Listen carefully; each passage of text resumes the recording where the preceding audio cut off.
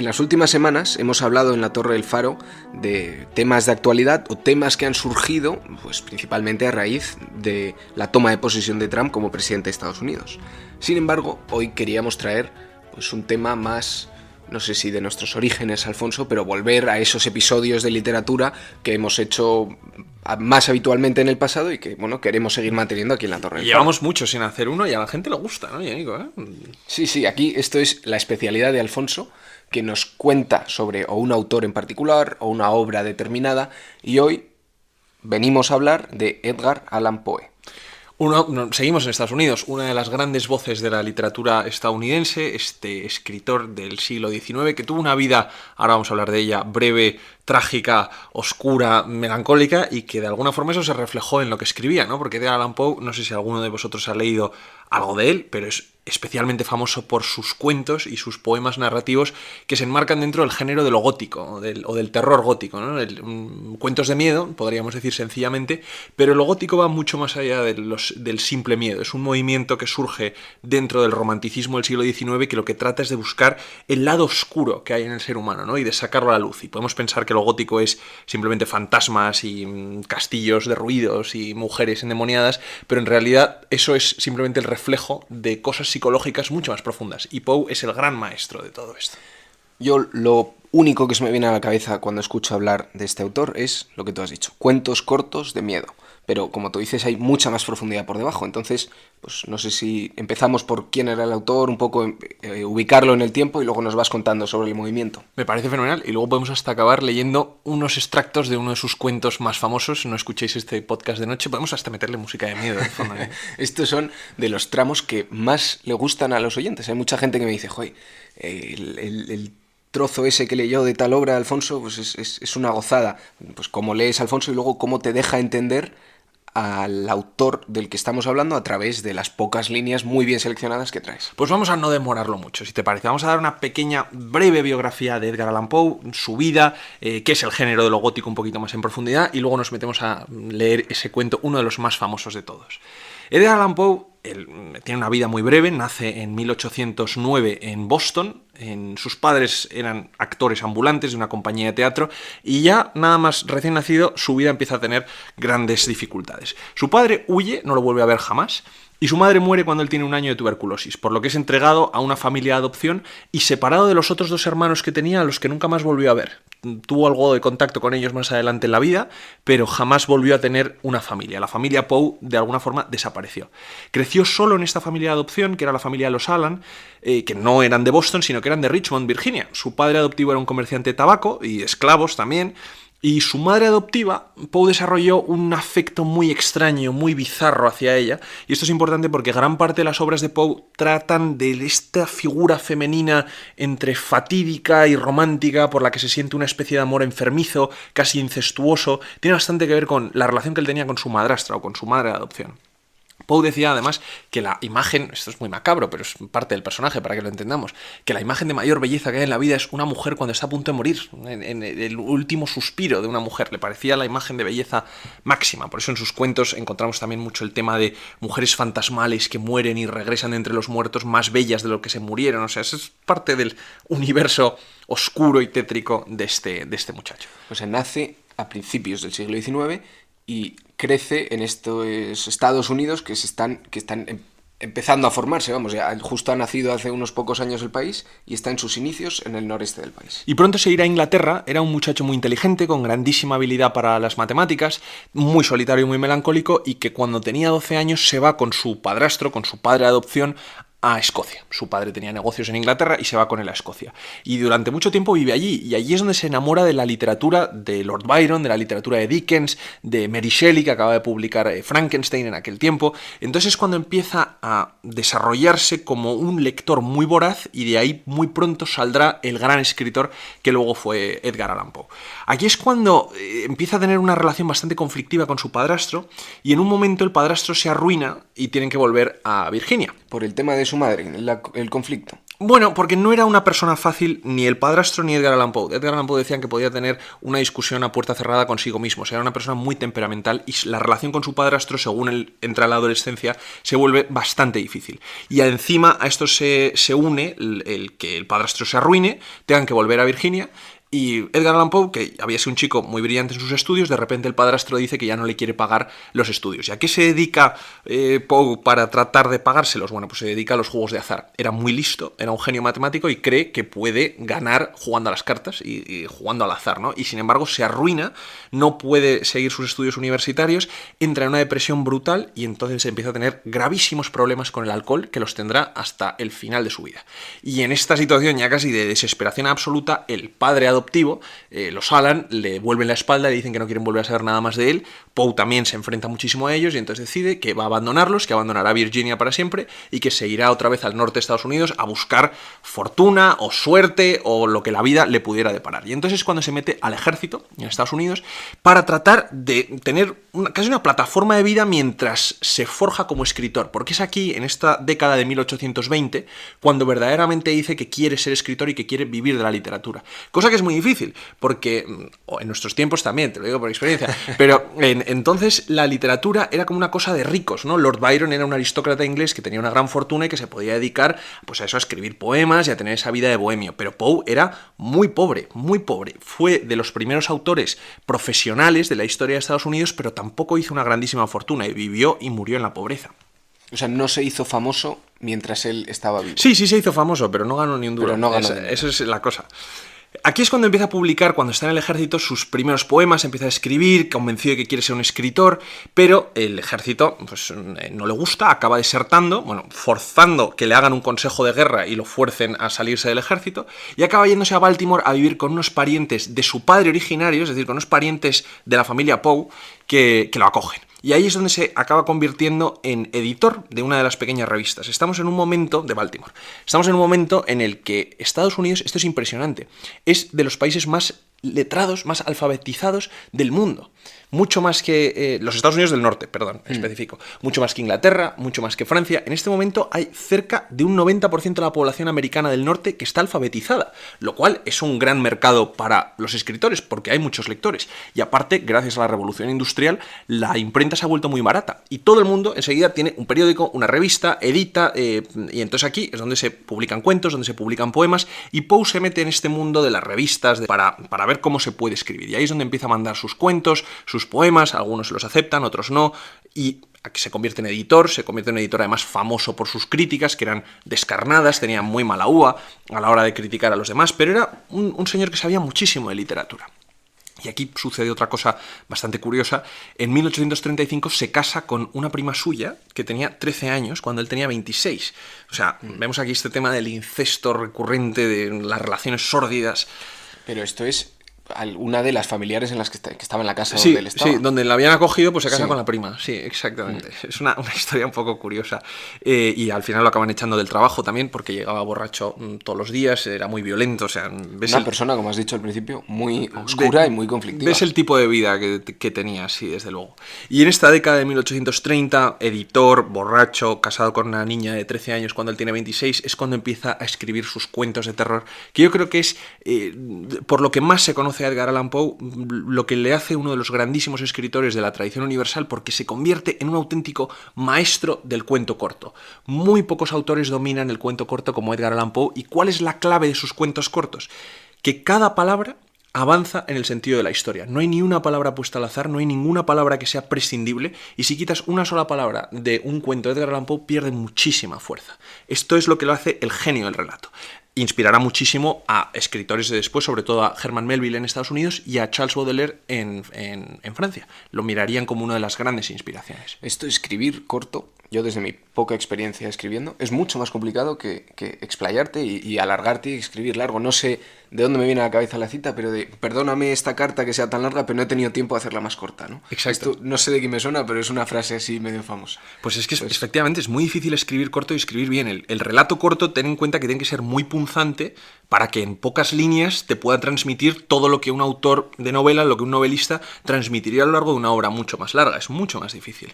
Y los cuentos que empieza a escribir escribir en esta vida tétrica y oscura que tienen esos Estados Unidos del Norte, donde siempre está nublado y tal, los cuentos de terror, los cuentos del género gótico, que estaba muy de moda en el mundo de entonces. Que esto has dicho antes, que no es simplemente los elementos tópicos de miedo que tenemos en la cabeza, sino refleja algo más profundo. Refleja lo que quieren reflejar los autores góticos, para empezar, es rebelarse contra los principios racionales, los principios grecorromanos, los principios de la ilustración que había habido durante el siglo XVIII. Rebelarse contra todo eso y recuperar el alma oscura sin normas, es decir, que no haya normas a la hora de escribir, que no haya normas a la hora de pintar, que los temas puedan ser sórdidos, que se pueda representar la parte más oscura del mundo en el sentido de la muerte, la decadencia, la vejez.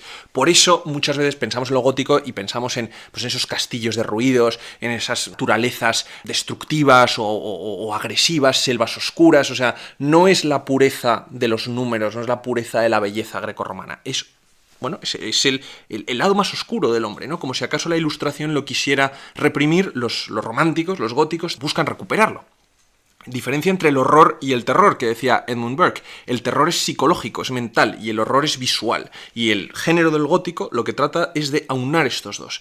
El horror en el sentido de encontrarte de repente cosas sobrenaturales, cosas sublimes, como pueden ser los fantasmas o como pueden ser las maldiciones antiguas, pero para despertar el terror psicológico de decir, esto es simplemente un reflejo de la oscuridad que puede haber dentro de cada ser humano. Y aquí es donde tenemos lo sobrenatural como espejo en muchísimas de las grandes obras del género gótico del siglo XIX. La principal de todas, Frankenstein, escrita por Mary Shelley en 1816. Sí, es un científico loco, un doctor loco que revive a un muerto a base de componer los miembros. Pero ¿qué es lo que está transmitiendo esa novela? Es la antítesis de la creación, ¿no? Si el ser humano puede amar a un monstruo, si el monstruo es digno de amor, la oscuridad de la soledad, también esos son los temas que trata Frankenstein.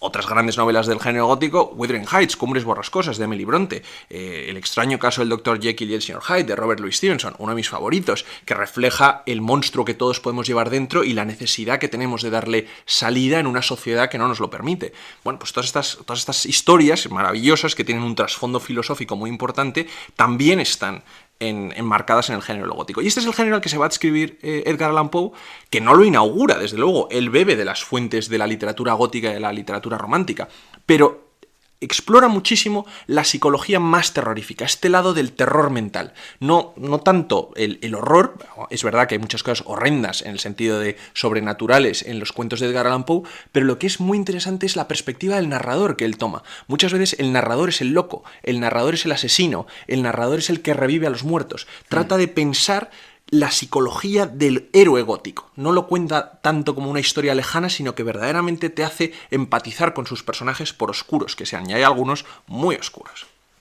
Pues ahora me están entrando ganas de que nos leas el fragmento ese que traes. No sé si tienes algo más que contarnos antes de meternos en la historia o nos pones un poco en contexto. Bueno, simplemente recomendaros que leáis sus cuentos, que muchas veces nos decís, un libro para empezar a leer, que no sea muy largo, que no sea muy farragoso. Pues una recopilación de cuentos de Edgar Allan Poe son relatos muy breves y muy bien escritos, son altísima literatura, algunos son terroríficos, te lo advierto, pero de los más famosos, La caída de la casa de Usher, El barril de amontillado, La máscara de la muerte roja, El entierro prematuro, te estás viendo los temas, ¿eh? Sí. Y el que vamos a leer unos fragmentos ahora, que en mi opinión es su mejor relato, en mi opinión y en la de todo el mundo, está considerado una obra maestra de esta psicología del terror, de la psicología oscura, que es El corazón delator, un cuento publicado en 1843 y en el que vamos a ver que es un engranaje perfecto este cuento, lo vemos desde la primera palabra que lo abre.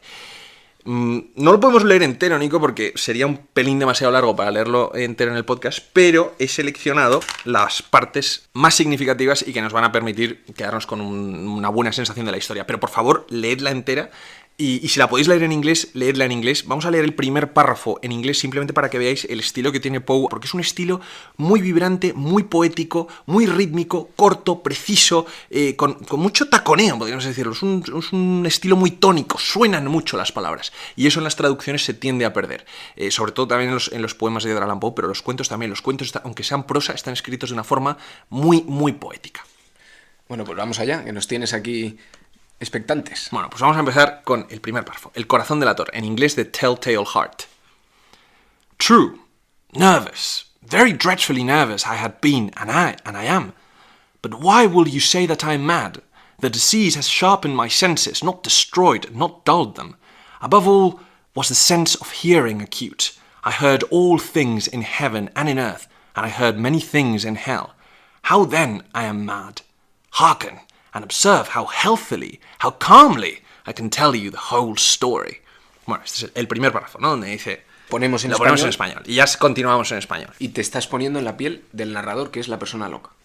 Que no está loca, él te está asegurando que no. Él te dice que no. Dice, de veras, soy muy nervioso, tremendamente nervioso. Lo he sido siempre. ¿Pero por qué decís que estoy loco? La enfermedad ha aguzado mis sentidos, pero no los ha destruido ni embotado. De todos ellos, el más agudo era el del oído. Yo he escuchado todas las cosas del cielo y de la tierra, y bastantes del infierno. ¿Cómo entonces he de estar loco? Atención, observad con qué salud, con qué calma puedo contaros toda la historia. Es imposible explicar cómo la idea penetró originariamente en mi cerebro, pero una vez concebida me acosó día y noche. Motivo no había ninguno, pasión no había ninguna. Yo quería a aquel viejo. Nunca me había hecho daño, jamás me insultó. Su oro no despertó en mí la menor codicia. Creo que era su ojo. Sí, esto era. Uno de sus ojos se parecía al de un buitre, un ojo azul pálido, con una catarata. Cuantas veces caía ese ojo sobre mí, se me helaba la sangre, y así, lentamente, gradualmente, se metió en mi cabeza la idea de matar al anciano y librarme para siempre de ese modo del ojo aquel. Ahora viene la dificultad. Me creeréis loco, pero los locos no saben cosa alguna.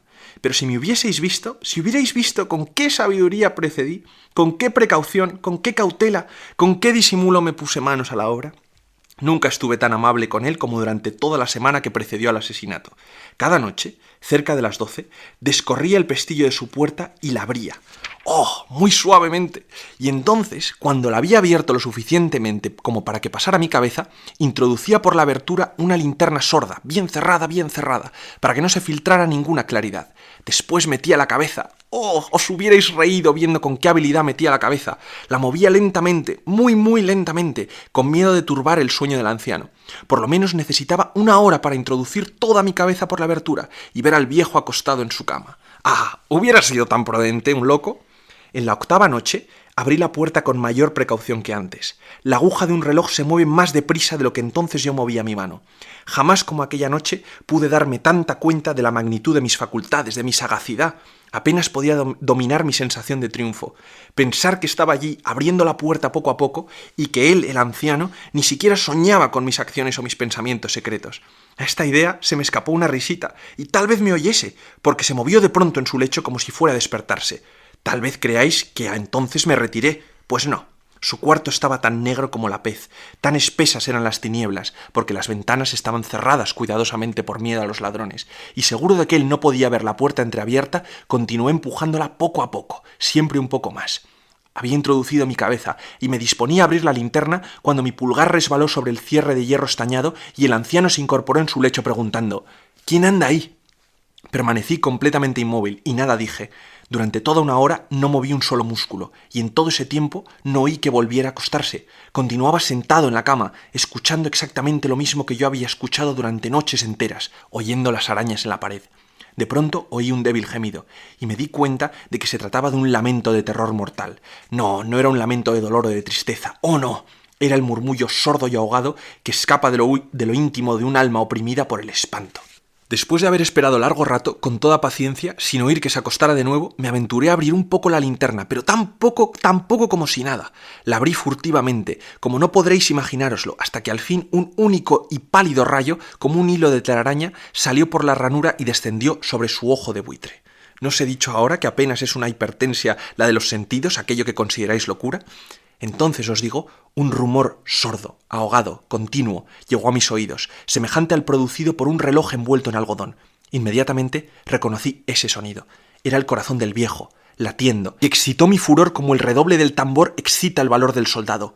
Durante algunos minutos me contuve y continué tranquilo, pero la pulsación se hacía cada vez más fuerte, siempre más fuerte.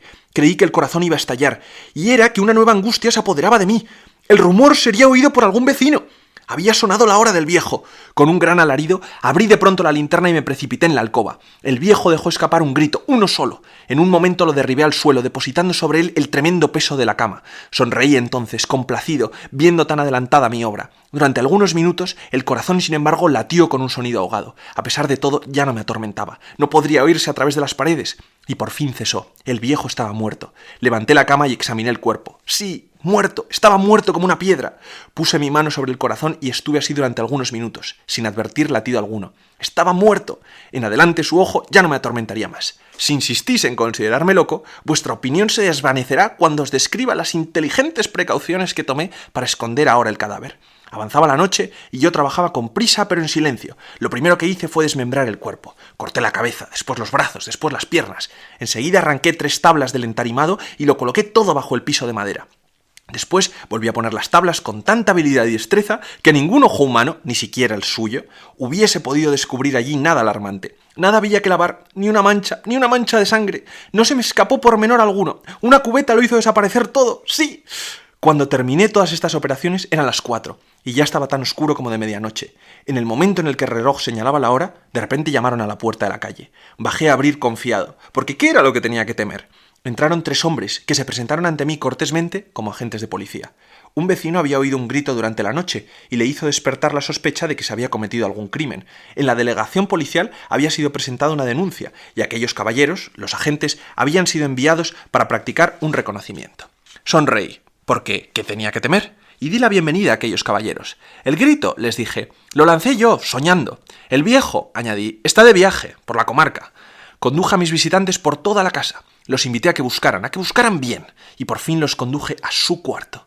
Les mostré sus tesoros en seguridad perfecta, en perfecto orden, y entusiasmado con mi confianza, les llevé unas sillas a la habitación y les supliqué que se sentaran mientras yo, con la desbordada audacia del triunfo absoluto, coloqué mi propia silla exactamente en el lugar sobre el que ocultaba el cuerpo de la víctima.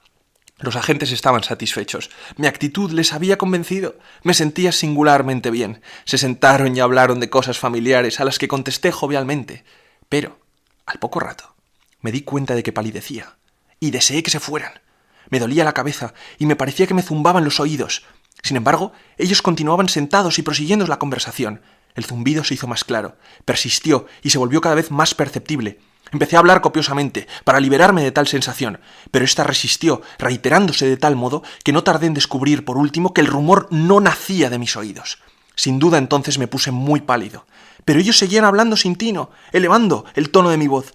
El ruido aumentaba siempre. ¿Qué podía hacer? Era un ruido sordo, ahogado, continuo, semejante al producido por un reloj envuelto en algodón. Respiraba yo con dificultad, y los agentes no oían nada. Hablé más deprisa, con mayor vehemencia, pero el rumor crecía incesantemente. Me levanté y discutí sobre tonterías, con voz muy alta y violenta gesticulación, pero el rumor crecía siempre. ¿Por qué ellos no se querían marchar? Comencé a andar de un lado para otro de la habitación, pesadosamente, dando grandes pasos, como exasperado por sus observaciones. Pero el rumor crecía incesantemente. ¡Oh, Dios! ¿Qué podía yo hacer? Echaba espumarajos, desvariaba, pateaba, movía la silla en que estaba sentado y la hacía resonar sobre el suelo. Pero el rumor lo dominaba todo y crecía indefinidamente. Se hacía cada vez más fuerte, siempre más fuerte. Y los hombres continuaban hablando, bromeando, sonriendo. ¿Sería posible que nada oyeran? Dios Todopoderoso, no, estaban oyéndolo, estaban sospechándolo, lo sabían, estaban divirtiéndose con mi terror. Así lo creí y lo creo ahora, pero había algo peor que aquella burla. No podía tolerar por más tiempo aquellas hipócritas sonrisas. Me di cuenta de que era preciso gritar o morir, porque entonces... ¿Lo oís? ¡Escuchad! ¡Cuán alto, cuán alto! ¡Siempre más alto, siempre más alto! ¡Miserables!, exclamé. No disimulen por más tiempo, lo confieso todo. Arranquen esas tablas. Aquí es el latido de su horrendo corazón. Y ahí se acaba. Pero, Nico, mira cómo es la frase final, porque todas estas frases, que hay muchas comas en este cuento, ¿no? Porque es tan, para que oigas el latido de su corazón. Pero el último párrafo en inglés tiene toda esa fuerza. Dice: But anything was better than this agony, anything more tolerable than this derision. I could bear those hypocritical smiles no longer. I felt I must scream or die, and now again, hark, louder, louder, louder. Villains, I shrieked. Dissemble no more, I admit the deed. Tear up the planks. Here, it is the beating of his hideous heart. O sea, tiene tan. Tú mismo estás oyendo el corazón del viejo resonando debajo de las tablas. Es verdad que te deja atrapado la historia y cómo la cuenta. Yo no sería capaz de leer estas cosas, ¿eh? O sea, a mí, desde pequeño que alguna vez leí algún libro, pues así de miedo, yo nunca volví a atreverme, pero te enganchan absolutamente. Nos hemos vuelto un poco un audiolibro, un podcast de audiolibro. Totalmente, Sí, podemos hasta hacer un podcast simultáneo, ¿no? Pero merece la pena, yo creo que merece la pena. Esto nos deja ver cómo escribe y cómo transmite estas sensaciones que nos has explicado al principio. Es sin duda el relato más famoso de Edgar Allan Poe, la psicología del loco, el del meterse en su mente y esa hipersensibilidad como puerta a la locura, ¿no? Es decir, parece que es un hombre totalmente cuerdo, que te lo está contando de una forma muy inteligente y sin embargo está loco de atar, está oyendo el corazón del viejo, ¿no? Y esa frontera, esa débil frontera entre la locura y la cordura. Es el análisis de una locura transitoria, de una enajenación y también una idea que se te mete en la mente y no la puedes exorcizar hasta que la llevas a cabo. Te deja muy intranquilo el relato, ¿eh? Yo me he quedado, no sé, con mal cuerpo. O sea, es que está bien escrito. Y eso que te has saltado algunos párrafos para que se hiciera más corta la historia, pero te deja... Esos párrafos es de crear mucha más tensión porque son muchos días los que el narrador de esta historia, que no sabemos si es el hijo o el sirviente del señor viejo, está verdaderamente observando al viejo mientras duerme sin atreverse a hacer nada hasta que en esa octava noche ya finalmente se lanza sobre él. Lo cierto es que a Poe le pagaron $9 por un cuento como este, que serían como $300 actuales, y con eso tenía que vivir. Y se llevaba muy mal con los editores y con los otros escritores también, era muy difícil trabajar con él. Y bueno, a pesar de cuentos magníficos como este, el del Corazón del Ator en particular, y un poema glorioso también, que os invito a que lo escuchéis en YouTube, relatado por Christopher Lee. Christopher Lee es, Nico, el actor de Saruman en El Señor de los Anillos. Pues Christopher Lee recita el poema El Cuervo, The Raven, de Edgar Allan Poe. Es un poema magnífico sobre la pérdida de la amada y un cuervo que se cuela en la casa del narrador a recordárselo, escrito cuando la mujer de Poe estaba muy enferma. Y aunque le llevaron a la fama, ninguno de ellos le salvó de la pobreza. Y para 1849, con 40 años, a Poe lo encontraron muerto en su pequeña casita de Baltimore. Bueno, su muerte es un misterio, pero se piensa que fue un coma etílico que se le fue terriblemente de las manos. Y bueno, pues una vida muy desgraciada, muy oscura, muy atormentada, pero que, bueno, nos dejó grandísimas obras de la literatura, como puede ser este cuento, como cualquiera de los cuentos de Poe, es magnífico. Y escribió muchas obras de este estilo. Escribió muchísimos cuentos. Yo creo que Poe debió escribir alrededor de 80 o 90 cuentos de este estilo, muchísimos poemas, el más famoso de todos, El Cuervo, lo insisto, bueno, es que diseminados en distintos periódicos de aquel momento, recopilados, tenéis cualquier edición de Penguin o de cualquier editorial, recopila los cuentos de Edgar Allan Poe para que os sea más fácil dar con ellos. Pues nada, Alfonso, muchísimas gracias por aterrarnos de esta manera. No he sido yo, ha sido Poe. Y nos vemos la semana que viene. Con un tema nuevo.